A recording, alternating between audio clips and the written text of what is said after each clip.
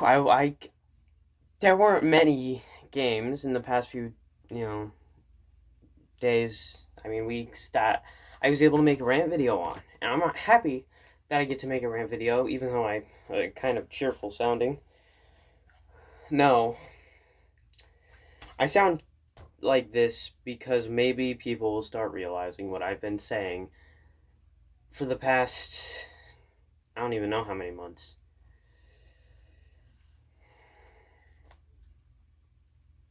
Where can I start? Let's just think about where do I start. Let's start off with the refs and get that out of the way quickly. The refs are trash in this particular game. Quentin Nelson, just one flag that was called a holding. So a holding is, if you're on somebody and they go and you're grabbing on their arm and pulling them back with their arm or something like that for an extended period of time, that's a holding. Or you're pulling on their jersey while they're trying to run away and you're blocking them, that is a holding. A holding is not when you're an offensive lineman and then you get your arms around someone and throw them to the ground. That's literally what Quentin Nelson did. Imagine a Browns defensive lineman. Maybe there's something I can use. You know what? My chair. Imagine Quentin Nelson, Browns defensive lineman. Quentin Nelson did this and then just threw him to the ground. That is not holding. That is a pancake. That is Quentin Nelson utterly destroying a defensive lineman and being the all-pro offensive lineman that he is. But no, flag on the play, holding on offense. How?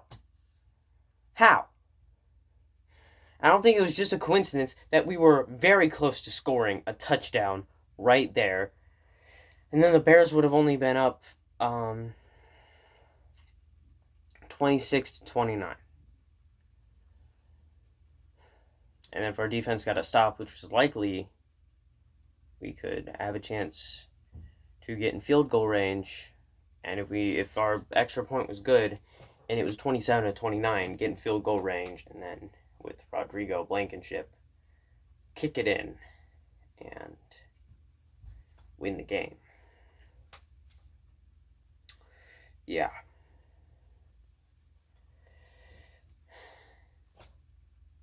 Just the refs were just trash.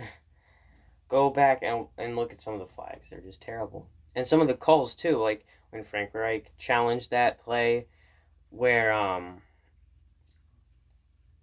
the running back was the Browns, I believe Kareem Hunt. I know his last name is Hunt. I believe his first name's Kareem. He was on top of a Colts player. I don't know which player, but he was on top of him. His knees were not touching the ground. His arms were not, no part of him was touching the ground. There were no 2 points of contact. And forward motion had not been stopped because he had just fell over. He was on top of somebody. And then a Colts player came and stripped the ball from him, knocked it loose, and then it hit the ground. The Colts player recovers it. That's a fumble.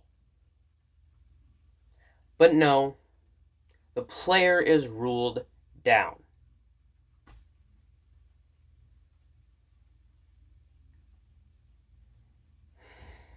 I just don't even know what else there is to say on that call other than it's complete and total garbage. Now, let's go to the defensive side of things for the Colts. In the beginning, yes, we were starting to play zone defense and they were beating us. But then we got some sense knocked into us and we got 2 interceptions. And we play amazingly.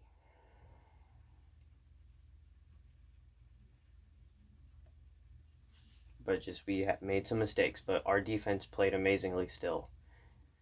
And they broke some tackles that they shouldn't have broken, but we got 2 interceptions and our defense played pretty well. Now then, let's go to offense.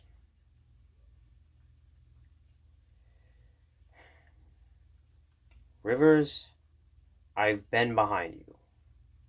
I've said that I'm fine with you right now. But I just don't know what to think about this past performance of yours, where your defense bailed you out and got the ball back for you multiple times, and then you throw 2 interceptions, and at the end of the game, you decide to realize that T.Y. Hilton is a reliable target.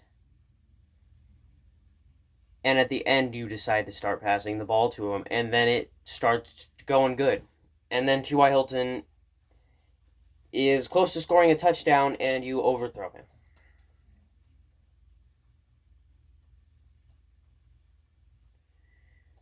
And T.Y. Hilton just makes amazing catch after amazing catch, and he's getting you yardage, and he's playing well.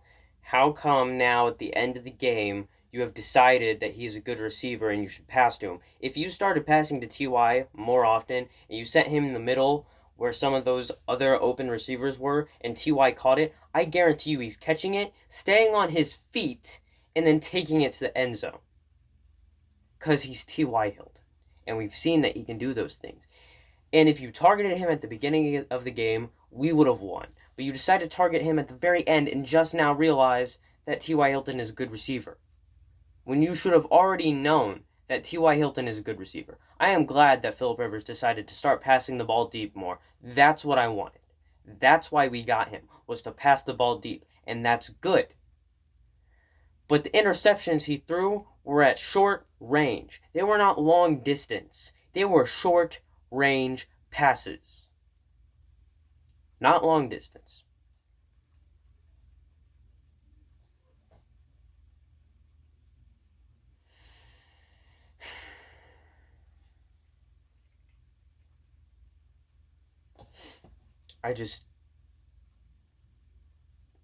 Maybe after this performance of T.Y.'s, where he does good, Rivers finally realized that he should target T.Y. more.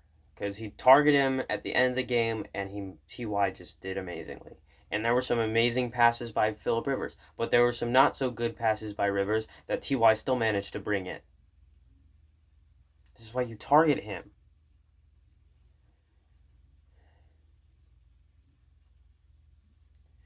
And then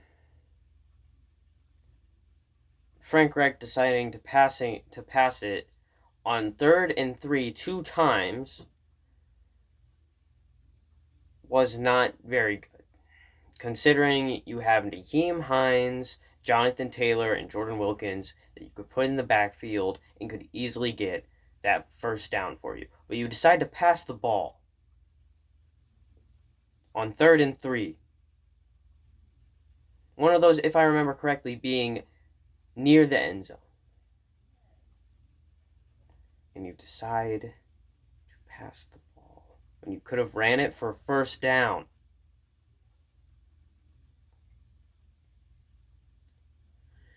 Come on, normally you're a very good coach, and you decide to make these decisions, unless of course those were Rivers' decisions. In that case, then that's Rivers' fault.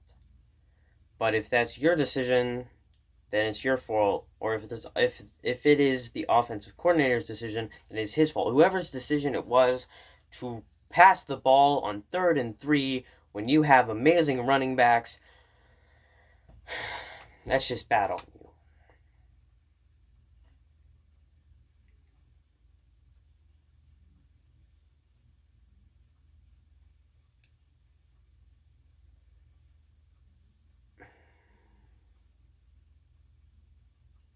And now we're 3 and 2.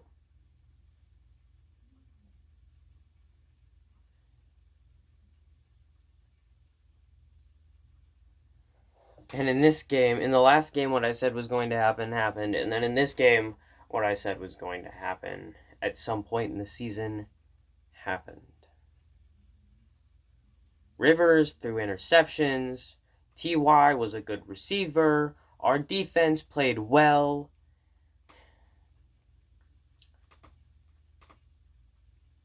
And yeah. And Costanzo was out.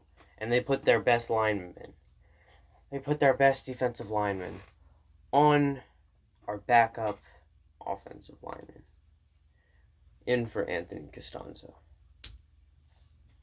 And Darius Leonard is out, but I'm sure none of those will be brought up at all. I'm sure I'll have plenty of Browns fans saying that I'm just salty and I don't know what I'm talking about.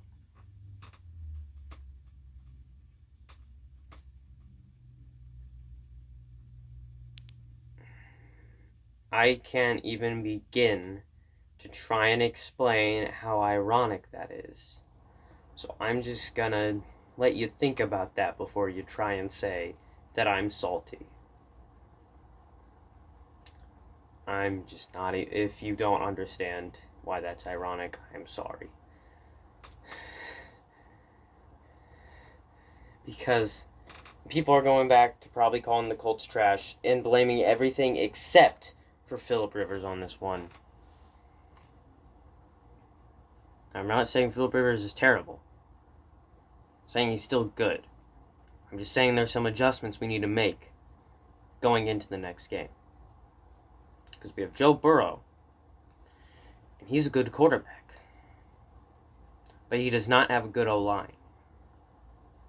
So therefore, we can sack him. Okay? Okay. Let's try and make those adjustments.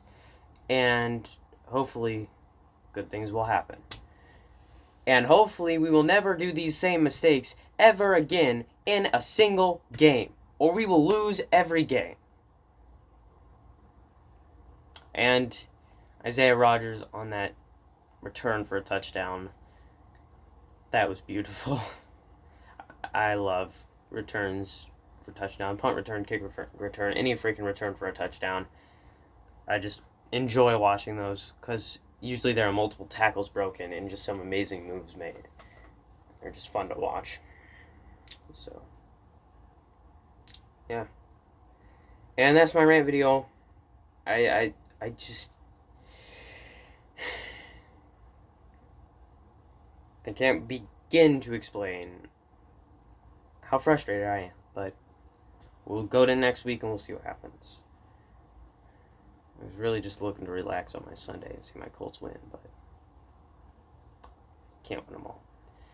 See you guys in the next video.